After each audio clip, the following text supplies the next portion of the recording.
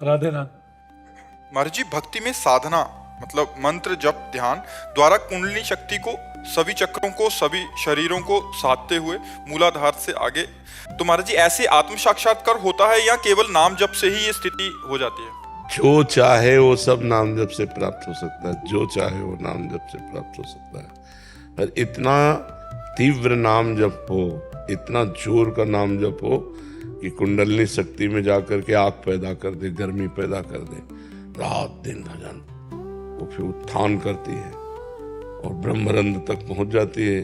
अब जो जितना पहुंचा पाए उतनी क्षमता होती है, पर वो ऐसे नहीं होती, वो श्वास प्रश्वास की गति से होती है।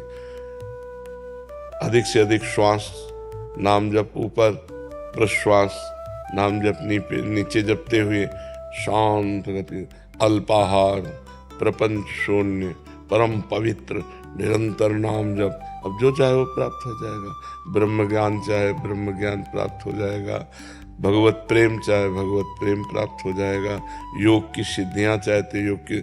हनुमान जी में कौन सी सिद्धि नहीं है, या कई ऐसे भक्त हुए उनमें कौन सी सिद्धि नहीं, पर उस कोटि का भजन होना चाहिए ना।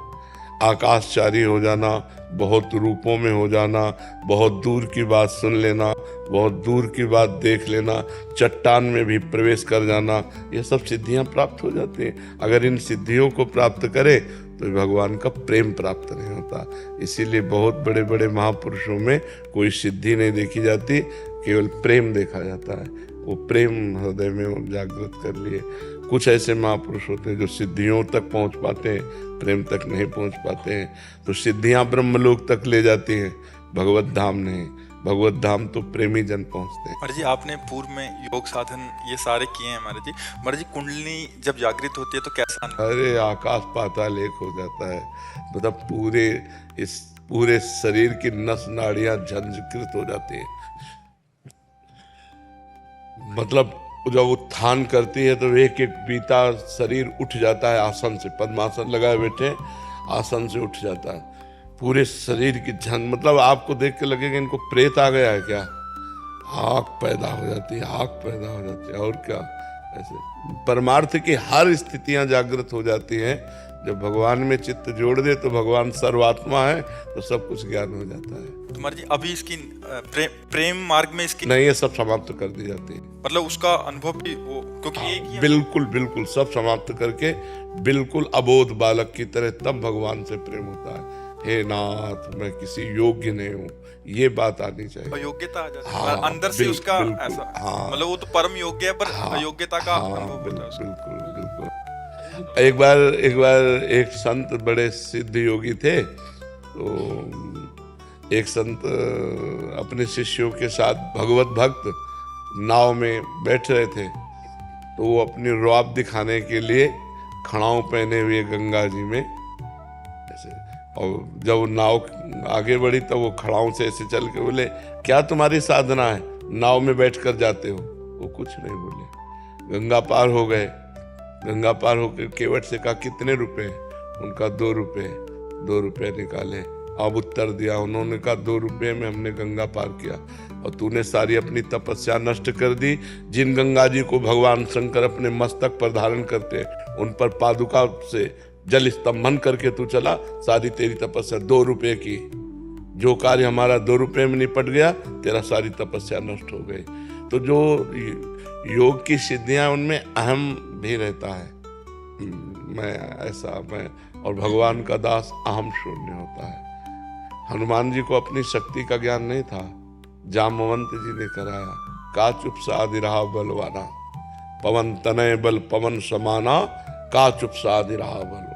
तो एकदम तब उन्होंने कहा, बताओ लंका को उठाकर समुद्र में बोर दूं, क्या करूं।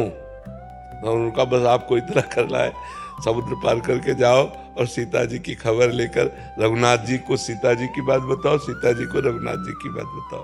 भाई इतना करना है। तो योग में सब सिद्धियां होती है। परमात्मा योग में चित्त को जोड़े तो ये नाम योग है।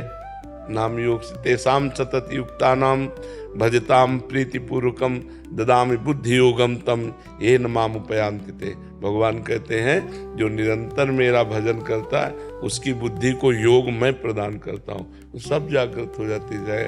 कुंडलिनी, षट चक्र भेदन, स्थूल सूक्ष्म कारण, सबका ज्ञान, तत्वबोध सब हो जाता है। भगवान का भक्त कोई अज्ञानी थोड़ी होता है। मुझे द्वैत और अद्वैत साधना में क्या आप किस में चल रहे हैं? आपको प्रवचन करना है क्या द्वैत अद्वैत का पूरा ज्ञान प्राप्त करके? तो आप चल किस में रहे? द्वैत साधना? द्वैत साधना, भगवान की भक्ति। जी हाँ, मैं दास हूँ, प्रभु मेरे स्वामी हैं, तो इसमें खूब भजन करो, क्या परेशानी। भगवान की लीला गुण बाद में सब एक ही बचता है, दो नहीं रह जाता, बाद में एक ही बचता है।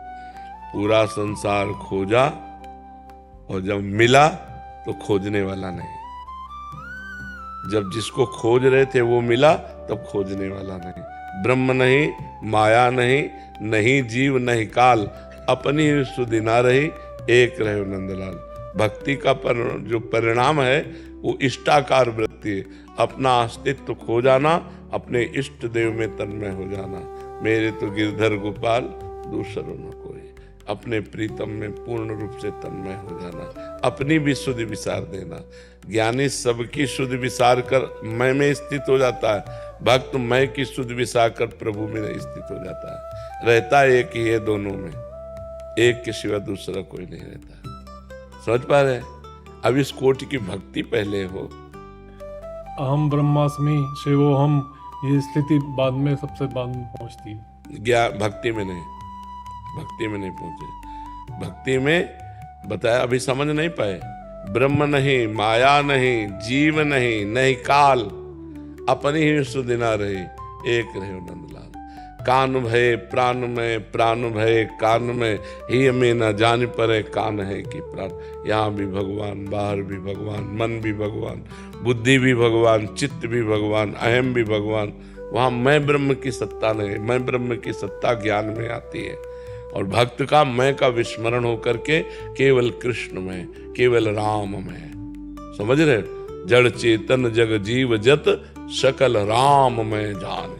गोस्वामी तुलसीदास जी कह रहे, यहाँ राम, सामने राम, चराचर जगत में राम।